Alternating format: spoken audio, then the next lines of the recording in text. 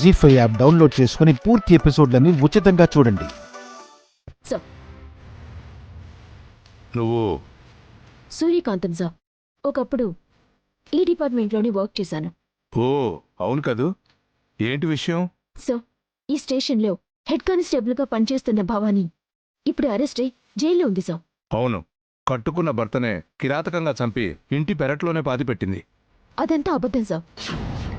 అదంతా ఎస్ఐ బాబ్జీ భవానీ భర్తతో కలిసి ఆడిన నాటకం సార్. ఏం మాట్లాడుతున్నావమ్మా? అవును సార్, అది నిరూపించడానికి నేను ఇప్పుడు వచ్చాను. మీరంతా అనుకున్నట్టు ఎస్ఐ బాబ్జీ చెప్పినట్టు భవానీ భర్త అయిన సాంబయ్య చనిపోలేదు, బతికే ఉన్నాడు.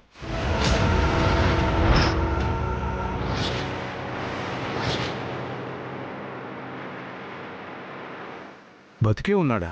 అవును సార్, ఈ మూటలోనే స్పృహ లేకుండా పడున్నాడు.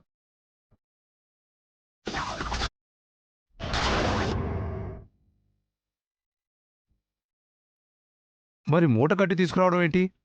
మామూలుగా తీసుకొస్తే వీడు నాకు మస్కా కొట్టి పారిపోవచ్చు, లేదంటే ఈ విషయం తెలిస్తే ఇదిగోండి, ఈ ఎస్ఐ బాబ్జీ ఇతన్ని తప్పించొచ్చు. ఏంటి బాబుజీ ఎవడు చెప్తుంది? అంతా అబద్ధం సార్. సూర్యకాంతానికి ఈ మధ్య పిచ్చి పట్టింది సార్. ఓసారి ఇలాగే చెత్తని మూటలో కట్టుకొచ్చి బంగారం అంది. మరోసారి ఇంట్లో మా అక్క అన్నం పెడితే అన్నంలో మట్టి పోసి అన్నం మట్టిలోంచి పుడుతుంది అంటూ నవ్వుతూ పిచ్చిదానిలా బిహేవ్ చేసింది సార్. ఎవరికి పిచ్చి పట్టింది? నీకు పిచ్చి పట్టింది.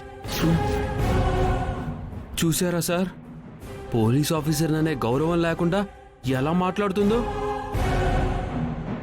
తను అబద్ధం చెప్తుందో నువ్వు అబద్ధం చెప్తున్నావో మూట విప్పి చూస్తే తెలిసిపోతుంది కదా. ఓపెన్ చేయి. సార్ లేదు సార్, మీరు మీడియాని పిలవండి. మీడియానా? దేనికి? సాక్ష్యం కోసం.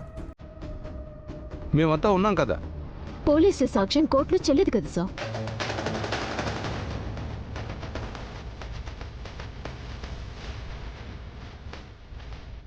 హలో మీడియా,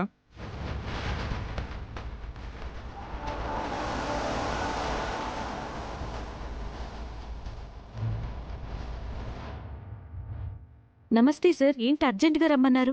ఏదైనా బ్రేకింగ్ న్యూస్ చెప్తారా? అవును, భవానీ అనే హెడ్ కానిస్టేబుల్ భర్తని చంపేసిందని జైలుకి వెళ్ళింది కదా. ఆవిడ భర్త చనిపోలేదు, బతికే ఉన్నాడు. అదే బ్రేకింగ్ న్యూస్. ఇప్పుడే బ్రేకింగ్ న్యూస్ వింటున్నాము. కొద్ది రోజుల క్రితం ఒక హెడ్ కానిస్టేబుల్ తన భర్తని చంపిందని అరెస్ట్కి గురైంది. అయితే హత్య చేపడ్డాడు అన్న సాంబయ్య నిజంగా చనిపోలేదని, ఇదే స్టేషన్లో వర్క్ చేస్తున్న ఈ ఎస్ఐ బాబ్జీ ఆడిస్తున్న నాటకమని సూర్య గారు చెప్తున్నారు. సాంబయ్య బ్రతికే ఉన్నాడనడానికి సూర్య గారు సాంబయ్యనే సాక్ష్యంగా ప్రవేశపెడుతున్నారు. అమ్మా ప్రెస్ వాళ్ళు కూడా వచ్చారు కదా, ఇప్పుడు మూట ఓపెన్ చేయించు. కానిస్టేబుల్ ఓపెన్ చేయి. అలాగే సార్.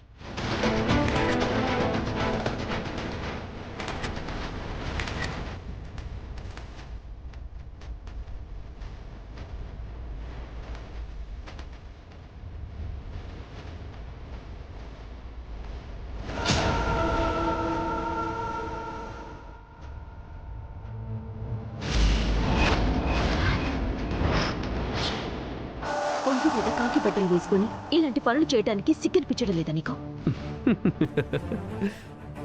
సిగ్గుపడితే కొన్ని పనులు జరగవు సూర్య. సాంబయ్య దొరికిపోతే మా అక్క బయటికి వస్తుంది, కానీ నేను లోపలికి వెళ్ళాలి కదా. నేను లోపలికి వెళ్ళిపోతే నిన్ను పొందాలి అన్న కోరిక ఎలా తీరుతుంది? బాబ్జీ, నిన్ను చంపి నేను జైలుకైనా పోతాను, కానీ నీకు తల వంచడం అనేది జరగని పని. నీ అభిప్రాయం నీకుండొచ్చు, కానీ నీలాంటి మొండిదాన్ని వంచితేనే మజా వస్తుంది. అది నా అభిప్రాయం. నేను తగ్గనుగా. చట్టాన్ని రక్షిస్తానని, న్యాయాన్ని కాపాడుతానని ప్రమాణం చేసి ఈ ఉద్యోగంలోకి వస్తాం. నువ్వు చేస్తున్న పనులకి, నీ బొంటి విధికి రావటానికి ఈ కాకి బట్టలు కూడా సిగ్గుపడుతూ ఉంటాయి. వేసుకున్న యూనిఫామ్కి తీసుకుంటున్న జీతానికి ఒక్క రోజైనా న్యాయంగా పనిచేస్తావా నువ్వు?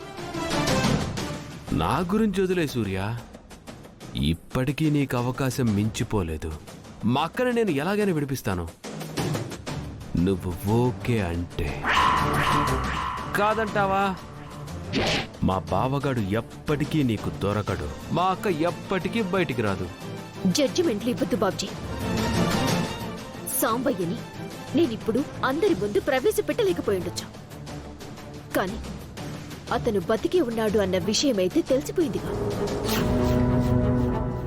నువ్వతన్ని ఎక్కడ దాచిపెట్టినా పట్టుకొని అందరి ముందు నిలబెట్టి తీరుతాను. భవానీని విడిపించి నిన్ను కటకటాల వెనక్కి నెట్టి తీరుతాను. అలా చేయలేకపోతే నా పేరు సూర్యకాంతమే కాదు. ఛాలెంజ్ చేస్తున్నావా? సరే అయితే, నువ్వన్నట్లు మా బావగాడిని పట్టుకొని అందరి ముందు నిలబెట్టు. అప్పుడు నేను ఇలా చేతులు కట్టుకొని నీ ముందు నిలబడతాను. వెళ్ళి జైల్లో కూర్చుంటాను. ఓకేనా? అనిల్,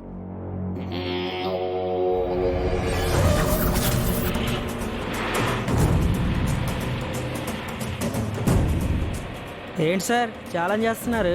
ఆవిడ నిజంగానే సాంబాయిని పట్టుకొని అందరి ముందు నిలబెడితే? రేయ్, అంత సీను దానికెందుకు ఇస్తానురా? నిజంగా సూర్యకాంతం మా బావగాడిని పట్టుకునే సిచ్యువేషనే వస్తే వాణ్ణి పైకి పంపిస్తాను. అదే కేసులో ఈ సూర్యకాంతాన్ని కూడా ఇరికిచ్చేస్తాను. జీ5 యాప్ డౌన్లోడ్ చేసి అన్ని ఎపిసోడ్స్ పూర్తి ఉచితంగా చూడండి.